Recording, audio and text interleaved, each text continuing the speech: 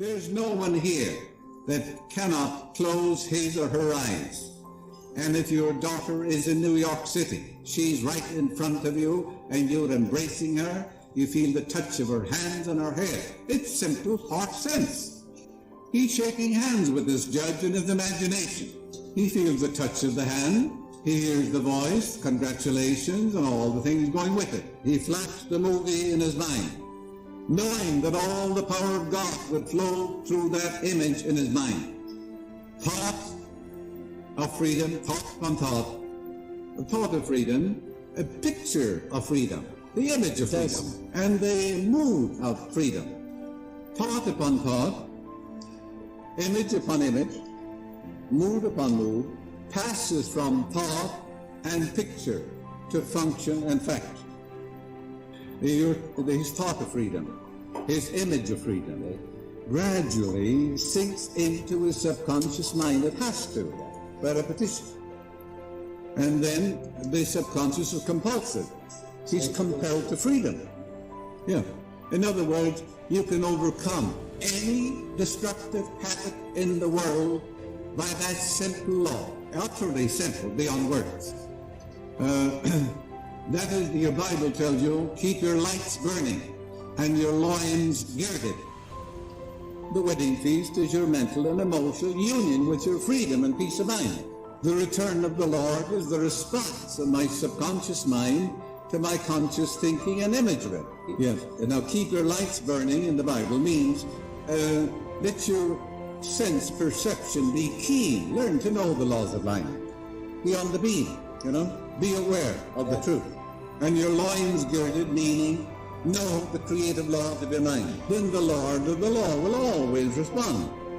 There is no use saying, I'm God's perfect child, or I'm whole and perfect now.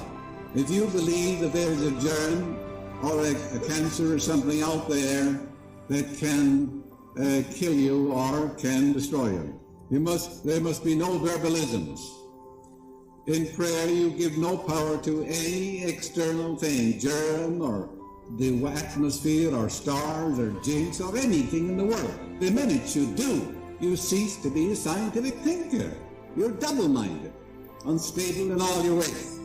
You don't give power to any created thing, anything in the phenomenalistic world. Germs or anything in this world you don't give power to.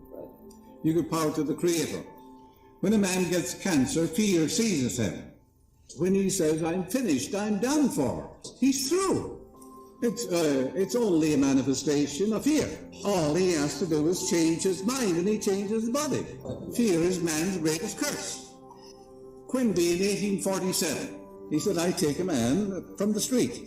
He never heard of the word cancer. And he has a little lump, maybe he fell down. I say to him, you've got cancer. It has no effect upon him, he never heard of the word. He said, if we didn't have so many names, we wouldn't have so many diseases.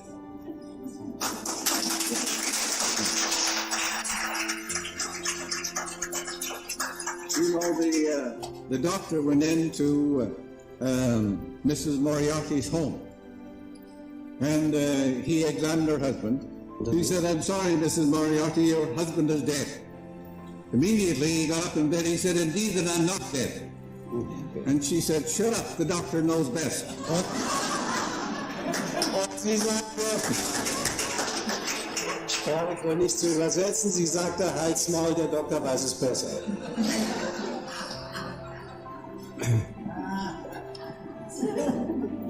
A sister of mine was a nun in Lowestoft, Suffolk, England.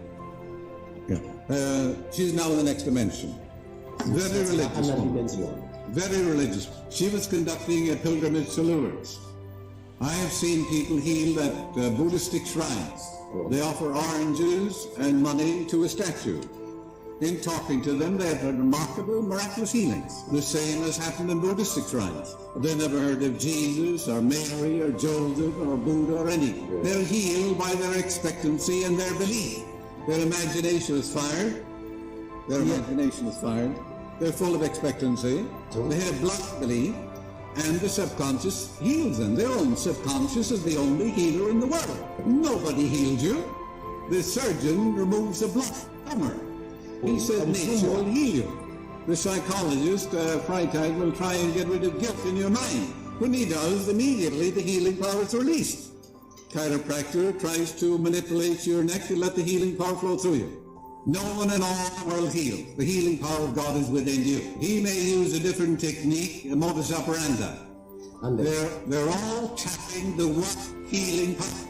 No one heals by a different method than you do. For there's one method, according to your faith, is it done unto you. Faith or scientific faith. Now, she told me this man in Lowestoft was blind from birth. Congenital blindness. And he said, sister, can I go, I'm a Protestant, can I go with you to the pilgrimage to Lourdes? She said, hey, anybody can come who wants to. When he reached Lourdes, they put him in this bath. People with all manner of sores, suppurating wounds, go into that bath. The fellow got a sponge, began to wash his eyes and his whole body. His vision came back. He saw clearly the rest of his life. What was that? Blind faith. He went there. He was 75% healed before he went there. He went there with expectancy. He heard about some miraculous healings in his own town. His imagination was completely fired, enthusiastic, He was impregnating his mind all the way up to Lourdes. Then when the minute he reached the waters, he impregnated his subconscious mind. He said, all I know. He said, I was blind, and now I see.